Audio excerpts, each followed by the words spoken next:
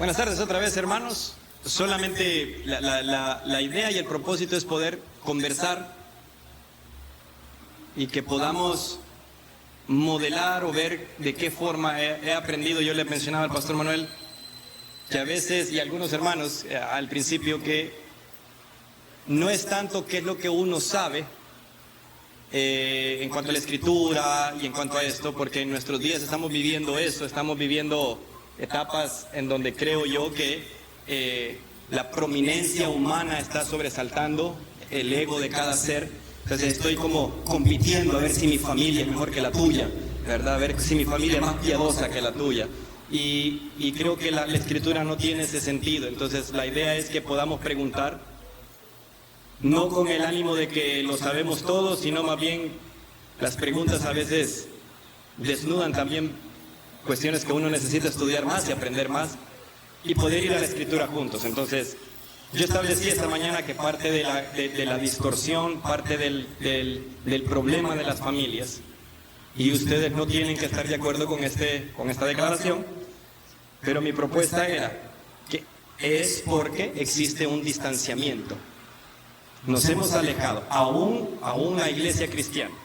Modelamos en donde nosotros consideramos que Dios no es tan importante. Nota la motivación de mi corazón, aún hoy, en tanta actividad. Sabemos que tenemos que estar mañana en la iglesia porque así lo manda la escritura, y estamos como que entramos en esa rutina, y de vez en cuando nos autorizamos a nosotros mismos una licencia.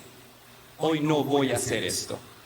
Entonces estamos modelando ese distanciamiento. Entonces la idea es poder platicar con el pastor qué cosas pueden hacer, o que nos hagan preguntas, cómo lo estamos haciendo nosotros con nuestras familias. Yo sé que ustedes tienen una red de discipulado muy establecida en cuestión de la memorización de ciertas preguntas, de ciertos mecanismos que se utilizan para que nuestras familias se puedan anclar en la palabra de Dios. Entonces esa es la idea. Entonces no sé si tiene alguna pregunta, o yo preguntaría primero, ¿creen ustedes que es así, o creen ustedes que existen otros factores u otras variables por las cuales las familias están siendo bombardeadas o están siendo vencidas por el mundo, entendiendo que el mundo es el sistema en el que vivimos, el sistema de pecado, el bombardeo televisivo, el bombardeo de las redes sociales, el bombardeo del egocentrismo del ser humano, etcétera, etcétera? Nuestros hijos están siendo expuestos a cosas que nuestra generación no fue expuesta. Sin embargo, ya desde aquel entonces había también distorsionamiento familiar, habían otros factores que estaban provocando disyuntivas familiares. Entonces, ¿ese es la única variable, o existen otros? Una de las cosas que usted mencionó y que me hizo pensar mucho, y es una manera en cómo vemos nosotros ese alejamiento, esa distorsión y ese compromiso con los modelos mundanos, es que, por ejemplo, nuestros hijos en sus escuelas tienen mal comportamiento, tienen una conducta diferente a otros alumnos. Entonces lo mandan al psicólogo de la escuela, y el psicólogo viene y dice: no, es que el niño tiene TDAH, déficit de atención, o es que el niño tiene este síndrome de tal y cual cosa. Y entonces ya uno se va a la casa y dice: ah, es verdad, sí, ¿qué es ese síndrome de tal cosa? Es esto. Ah, sí, es cierto. Así, tal cual es mi hijo. Ese síndrome describe cómo es mi hijo. Y entonces, ¿qué tenemos que hacer? Bueno, hay que llevarlo al psicólogo, y hay que darle unas pastillas, y hay que darle tratamiento, y hay que darle terapia para que el niño pueda vencer esa enfermedad. Y entonces es más fácil para uno como padre caer en esa explicación mundana, en ese modelo mundano, que nos quita a nosotros la responsabilidad de responder con la escritura y pasarle la responsabilidad a otro para corregir a nuestros hijos. Y eso no solamente es una situación que se da en la escuela con los modelos psicológicos, sino que en las iglesias también de alguna manera se da, con la expectativa de que sea el hermano que da la clase de escuela bíblica el que cambie al niño. Que sea el pastor el que tenga una plática con los niños para que los niños cambien sus actitudes o para poder contrarrestar algún comportamiento o algún diagnóstico que estos modelos mundanos ya nos han dado. Cuando la verdad de las cosas es que todos estos comportamientos deben ser abordados por medio de la consejería en el hogar y utilizando la escritura como la base bíblica de la verdad para poder llevar a los niños a la convicción de pecado, al arrepentimiento e ir formando hábitos piadosos en ellos conforme a la instrucción de las escrituras.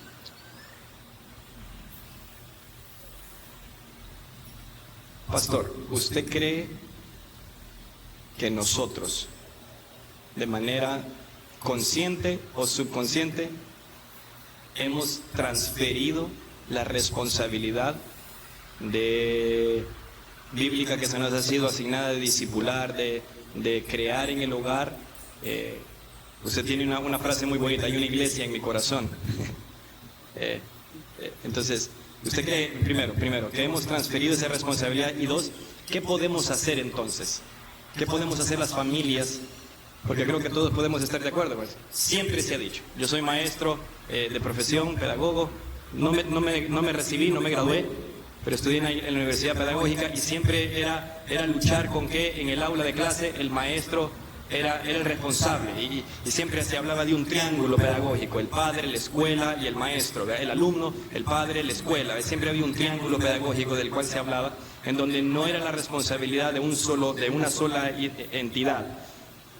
Pero aún en nuestros días seguimos pensando que la iglesia, no falta el hermano o el que cree, el ser humano que cree: no te voy a llevar a la iglesia porque andas con este problema de conducta, para que te componga en la escuela. Hemos delegado esa responsabilidad. ¿Y qué debemos hacer entonces? ¿Qué podemos hacer entonces como padres, como familias, para rescatar eso? O sea, ¿qué podemos hacer para poder ayudar a revertir ese proceso? No solamente decir somos responsables, pero ¿qué podemos hacer entonces?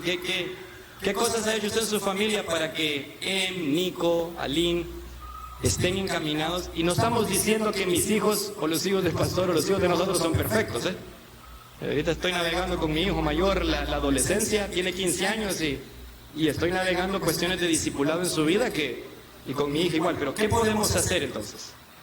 Sí, creo que la manera en cómo usted abordó el tema esta mañana es el punto de partida. El origen es el Evangelio, ¿verdad? Para que podamos ser familias que vencen al mundo, definitivamente todos los miembros tienen que estar compenetrados con el Evangelio, comenzando con los padres, principalmente con los padres.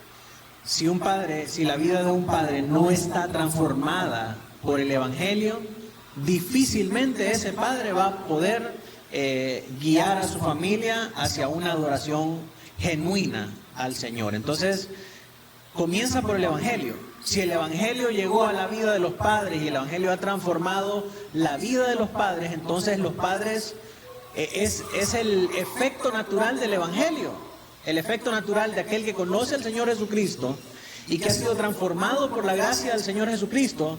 Su reacción natural es ir y buscar a otros, ir y compartir con otros ese mensaje, es procurar la salvación de otros. Entonces, por eso, cuando un padre conoce verdaderamente el Evangelio, va a hacer todo lo que esté en su alcance para traer a sus hijos, para compartir ese mensaje con sus hijos. Entonces, ese es el primer paso. El Evangelio tiene que impactar la vida de los padres para que los padres puedan tener ese deseo sobrenatural, ese deseo que viene resultado por el Evangelio, de querer alcanzar a su familia, de querer alcanzar a sus hijos. Si ese deseo está presente, todas las cosas de la convivencia familiar se convierten en una ocasión para evangelizar a nuestros hijos. La comida, cuando nos sentamos a comer a la mesa, es una ocasión para tener preguntas existenciales y difíciles que muchas veces hacen los chicos, ¿verdad? ir en el carro, el momento de ir a la escuela, ese es un momento, pero muy hermoso y muy importante en el que podemos aprovechar para hablar con nuestros hijos. El camino a la iglesia también se convierte en un camino de ir guiando a los hijos, de ir hablando con ellos, de ir enseñándoles cómo tienen que comportarse en la iglesia, que es la casa de Dios, qué esperamos de ellos como hijos nuestros, qué es lo que esperan los hermanos de ellos, por qué no tienen que comportarse mal, cómo abrir sus oídos al mensaje y todo eso. Cada cosa que compartimos como familia se vuelve en una instancia en la que le podemos predicar a nuestros hijos del Evangelio, ¿verdad? No solamente el culto familiar es una bonita práctica, hermanos, y tenemos que procurar hacerlo, y le digo con mucha vergüenza que a mí me cuesta, batallamos entre semana para poder tener nuestro culto familiar. Algunas semanas sí lo tenemos, otras no, pero estamos haciendo la lucha, y el asunto es no dejar de hacerlo.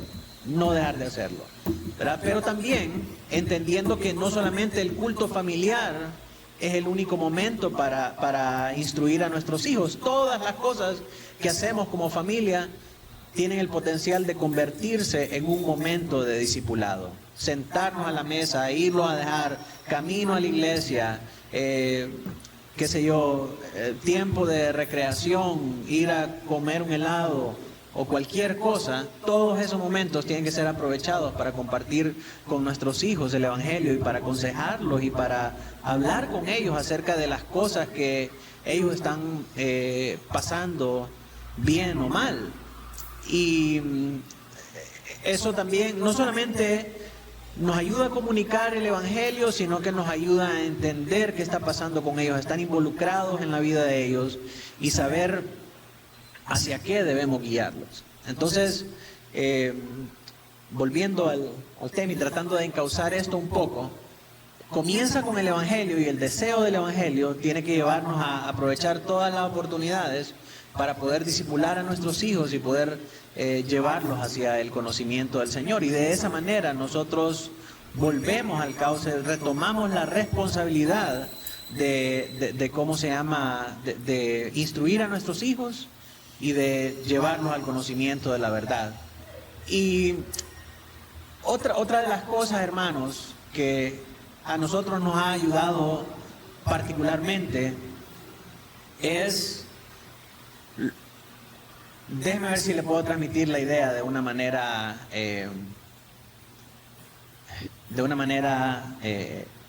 práctica. Tenemos que quebrar nuestras serpientes de bronce. Tenemos que quebrar nuestras serpientes de bronce. ¿Qué significa eso? ¿Usted se acuerda aquel pasaje en Éxodo donde unas áspides venenosas mordieron al pueblo de Israel, y entonces el Señor le ordenó a Moisés poner una serpiente de bronce en un palo y alzarla, y todo aquel que mirara aquella serpiente se iba a sanar de la mordedura de las serpientes venenosas? Esa serpiente, en ese momento en particular de la historia de Israel, representaba a Cristo. Cristo haciéndose maldición por nosotros, muriendo en un madero para darnos salvación. Pero algunos libros más tarde, algunos pasajes más tarde, encontramos con que el pueblo de Israel hizo de esa serpiente de bronce un Dios para adorarlo en todo momento. Y dice ahí en ese pasaje, no recuerdo si alguien me lo puede buscar, le llamaron Nehustán. No sé si es en Reyes o en Crónicas que está ese pasaje.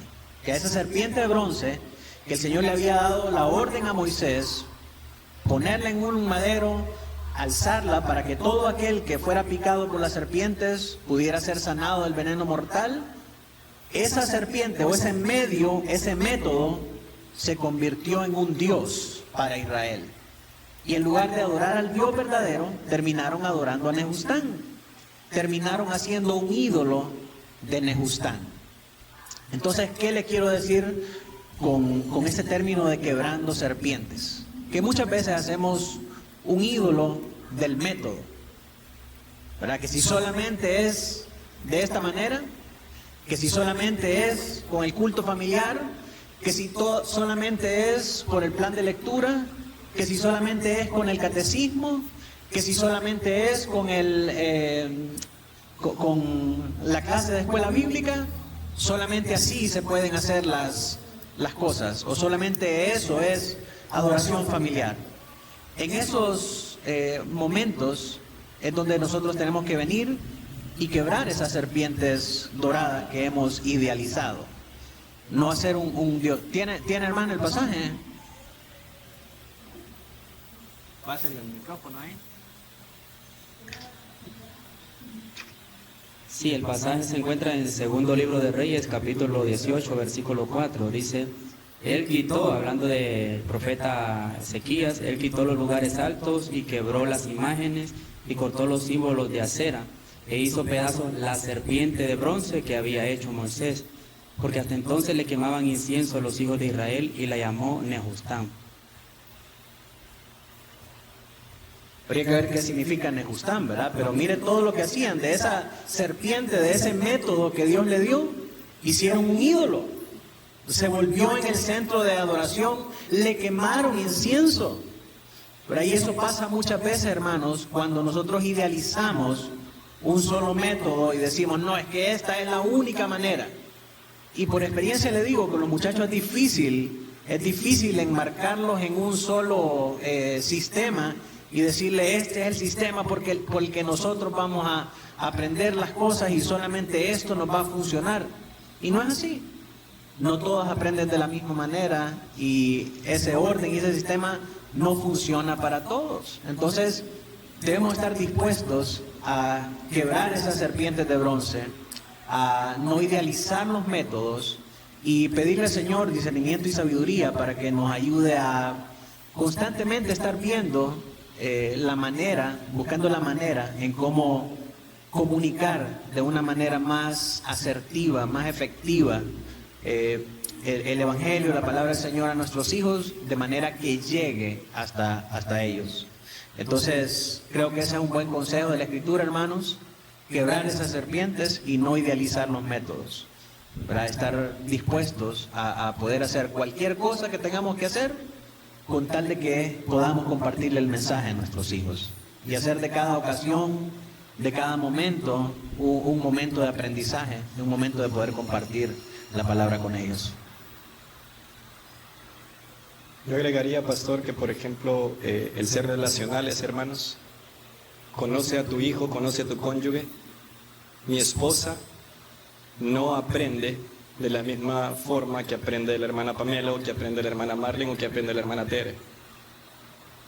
A mi esposa, para poderle llegar al corazón, para poderle dar alguna ayuda, no puedo venir como le llego a mi hijo. Yo a mi hijo o a mi hija le digo, mira, esto no se hace así, esto no se hace así, punto. Pero yo a mi esposa no puedo llegar, mira, Eli, esto no se hace así, esto se hace así, porque me va a revirar la cara de un solo, ¿de verdad?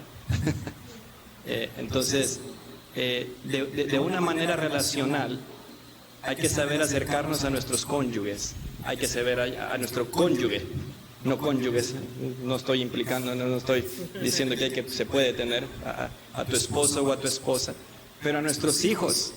Nuestros hijos son creados a imagen de Dios de manera muy única y de manera muy diferente. Cada uno de ellos, como dice el pastor, aprende de una manera diferente. Y hay que conocerlos, y la única forma de conocerlos es a través de relacionarnos con ellos, a través de pasar tiempo con ellos. Y no solamente pasar tiempo con ellos con el mismo género. Por ejemplo, mi hija, yo paso tiempo con ella.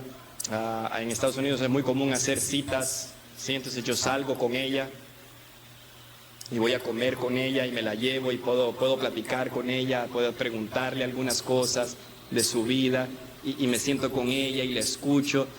Ella es lectora, a ella le gusta leer, entonces a ella tengo que hablarle de una forma más académica. Ella aprende, ella tiene esa mente. Mi hijo no.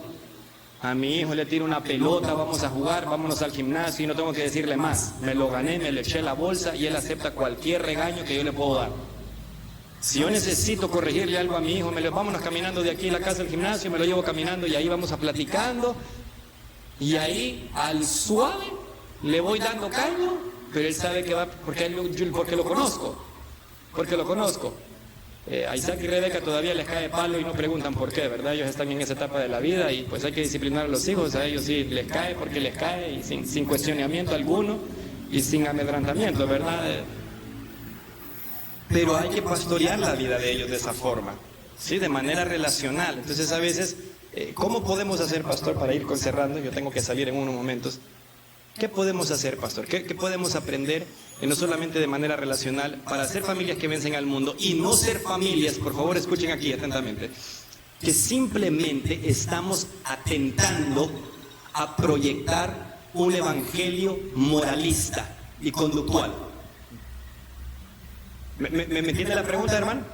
¿Qué podemos hacer para poder realmente, si la premisa es que el evangelio es el que transforma el corazón, y si la premisa se construye sobre, ok, el evangelio produce esta transformación sobrenatural para poder crear individuos conforme a la imagen de Jesucristo, semejantes a Cristo, para entonces formar familias que vencen al mundo, ¿cómo podemos huir y evitar el estar creando familias superficiales, conductualmente correctas? Usted comenzó hablando esta tarde. Nuestros niños en la escuela, la expectativa de nuestros adolescentes, hablaba con otro padre hoy, que andamos con hijos que andan en una etapa en donde la expectativa nuestra como papá, al menos la mía, es que sea un modelo de hijo, ¿verdad? Que sea un modelo de hijo. ¿Qué podemos hacer como familias para poder evitar caer en ese evangelio meramente superficial, que es conductual, moralmente bueno? Mi hijo responde quién es Dios, mi hijo responde cuál es el propósito del hombre en la tierra, y puede responderte, le digo que me recite el Salmo 23 y me lo puede recitar de punta a punta, pero ¿qué puedo hacer para que eso haga mella en el corazón? Y poder crear entonces individuos totalmente diferentes, individuos que realmente amen la palabra de Dios de forma tal que sea como leíamos hoy en el Salmo 19, que sea que lo más deseable, que el oro, sean los preceptos de Jehová. Lo mandé al frente al pastor hoy. Creo por la experiencia con mi propia familia, venimos de una iglesia donde vivíamos, y no hablo de renacer, hablo de benecer, una iglesia donde vivíamos una religión moralista, una vida superficial, ¿verdad? Una vida solamente de apariencias. ¿Qué cambió? ¿Qué nos llevó a tener un cristianismo army, como decíamos en Renacer, ¿verdad? Auténtico, relacional, intencional y misional? ¿Qué cambió? La vida en comunidad con la iglesia. La vida en comunidad de la iglesia. Yo le digo, no subestime ir a la iglesia, no lo mire solamente como un compromiso de domingo. Tener la vida de iglesia, estar comprometidos, estar unidos unos con otros, que nuestros hijos, aunque se jalen las greñas y aunque se peleen los juguetes y se den duro, pero al final se amen, son parte de una misma comunidad. Que nuestros hijos miren con expectativa venir a estos momentos, llegar el domingo a la iglesia, saber que después de la iglesia va a venir la hermana Martita, va a venir la hermana Alicia, van a venir los hermanos Triminio a comer, o vamos a ir a la casa de los hermanos Castillo, o a la casa de los hermanos Horto. Todo eso, toda esa vida en comunidad, toda esa vida unida a la familia de la fe, hace que nuestros hijos amen la iglesia. De tal manera que cuando nuestros hijos salen de casa, ellos se dan cuenta la burbuja en la que ellos vivían dentro de la iglesia. Cómo tener comunión con esta familia, cómo amar a estas familias, les ayudó a ellos a amar al Señor. Entonces ellos salen buscando querer replicar para su vida y para sus familias esa misma vida en comunidad de la iglesia.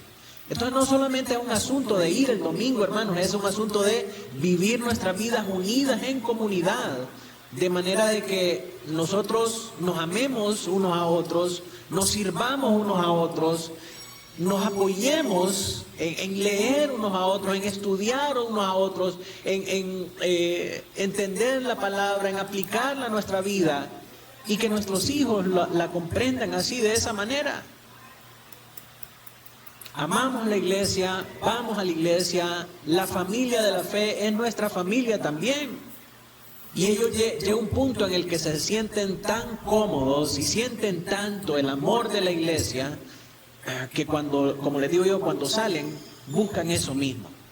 Y por experiencia les digo, al salir Aline e irse a estudiar, le costaba mucho no tener eso, no tener a las hermanas que eran parte de sus amigas en la iglesia, no tener esa vida del día del Señor, ¿verdad? Saber que vamos a ir a comer con unos hermanos, saber que los hermanos van a venir a casa, saber que vamos a hacer todas las cosas juntos.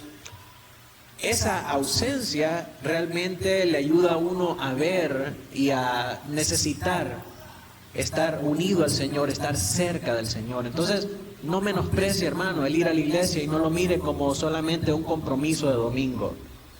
O sea, miremoslo como un proyecto de vida. Esa es nuestra vida.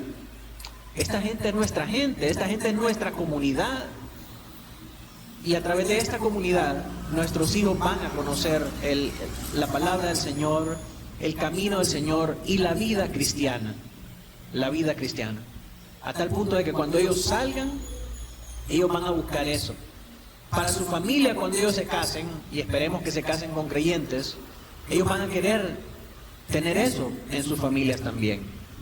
Entonces, esa pienso en mi experiencia, es una manera en cómo nosotros podemos evitar ser familias superficiales, ¿verdad? Le digo porque también en nuestra experiencia eso nos cambió. El haber experimentado el amor de un pastor, la cercanía de un pastor, la relación de un pastor, y no solamente la relación del pastor, sino que la relación con los otros hermanos, que los hermanos fueran realmente nuestros amigos y nuestra familia.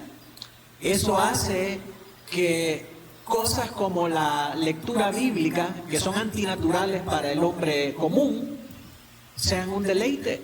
¿Por qué? Porque en nuestro grupo de lectura nos estamos animando, nos estamos apoyando, estamos compartiendo cómo vamos avanzando. Es un proyecto juntos, es un proyecto de comunidad, ¿verdad? Entonces todo eso, esta manera de hacer iglesia, hermanos, tan profundamente interconectados, que no le funciona a todo el mundo, pero a nosotros, pues, gloria al Señor, sí nos ha funcionado. Es una de las mayores bendiciones que nosotros tenemos para poder ser familias que vencen al mundo, hermanos. ¿Tienen alguna pregunta ustedes, hermanos? No. Bueno, yo les agradezco el tiempo. Yo debo salir y solo termino con esto. Afirmando el pastor Manuel, era el cumpleaños X de mi hijo, del mayor, Gerson Daniel. Terminamos el servicio de la iglesia y mi hijo se paró en la puerta de la iglesia a decirle a toda la iglesia: hoy es mi cumpleaños, vayan a la Casa Roja, vayan a mi casa, que hoy vamos a celebrar mi cumpleaños. Y empezaron a salir los hermanos: hoy es mi cumpleaños, te invito, les decía. Vete a mi casa. Es la Casa Roja, es la Casa Roja, les decía. Cuando nosotros vamos de camino, pues la iglesia, ¿verdad? Ya empezaron a llamar a mi papá, a mi mamá, a decirle: miren, vamos a tener...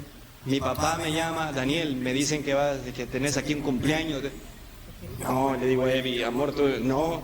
Mira, ahorita voy a salir a comprar un pastel, a comprar unos churros, vamos a poner una mesa. Y solo ha quedado la evidencia. Y aquel resto de chihuines, ahí en mi casa, que de mediodía a como las 3 de la tarde se armó una fiesta de cumpleaños que no la planifiqué yo, que no la planificó mi esposa, la planificó mi hijo mayor. Afirmando lo que quiere decir el pastor Manuel es: mira, mi amado hermano, no existe mejor manera de ser genuino que encontrándote con un hermano en Cristo que es genuino y que te puede ver tal cual como eres. Yo alabo a Dios por las amistades que Dios ha puesto en mi vida. Me he sentado con la familia Triminio a llorar, a platicar, a decirnos cosas difíciles de la Escritura. Me he sentado con el pastor y con Pamela en diferentes lugares de Honduras y fuera de Honduras a platicar. Nos intercambiamos libros, porque esa es la forma. Mis hijos y sus hijos se llevan bien. Solo observa ya toda esa camada de cipotes allá interrelacionándose entre ellos. Mi amado hermano, cuidemos y nutramos eso. Démosle nutrición a esto. Démosle nutrición a esto. Porque mis hijos no son unos pastorcitos. Y siempre dije, ¿verdad? Los que me conocen bien, si se llevan mal, es porque se relacionan con los hijos de los otros diáconos también de la iglesia.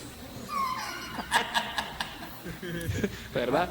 Y si aprenden malas mañas, no las aprenden en mi casa, se las aprenden a los hijos de los otros hermanos de la iglesia. ¿Verdad? Así que mis amados hermanos, que Dios siga guiando sus vidas, que Dios siga dando sabiduría y anclándose en la Escritura. Alejémonos de eso que dice el pastor, de esa superficialidad, y hagamos de la iglesia de Cristo nuestra familia. Hagamos de la iglesia de Cristo nuestra familia. Y vivamos de manera tal que cuando la gente mire nuestras familias puedan ver que somos familias, que a pesar de que hay pecado, el amor de Cristo cubre la multitud de pecados, dice la Escritura, y podemos mostrar gracia y podemos entonces alcanzar a otros. Y que Dios dé crecimiento no solamente en profundidad en tu vida, sino que Dios dé crecimiento también en numérico en la iglesia local de Jesucristo. Vamos a orar. Padre, te alabamos. Que tu Santo Espíritu y que tu palabra, Padre, pueda ser nuestro fundamento siempre para guiarnos a exaltarte y a glorificarte, y que nuestras familias se puedan anclar en ella. Que nuestros hijos, que nosotros como esposos, que nuestras esposas podamos vivir de forma tal que podamos, Señor, aferrarnos y desear más que el oro y la plata, los preceptos que transforman el corazón, que deleitan el alma, que alegran el corazón, Señor. Y que podamos amar tu palabra de tal forma que podamos obedecerla y someternos a ella. En el nombre de Jesús. Amén y amén. Muchas gracias, hermanos.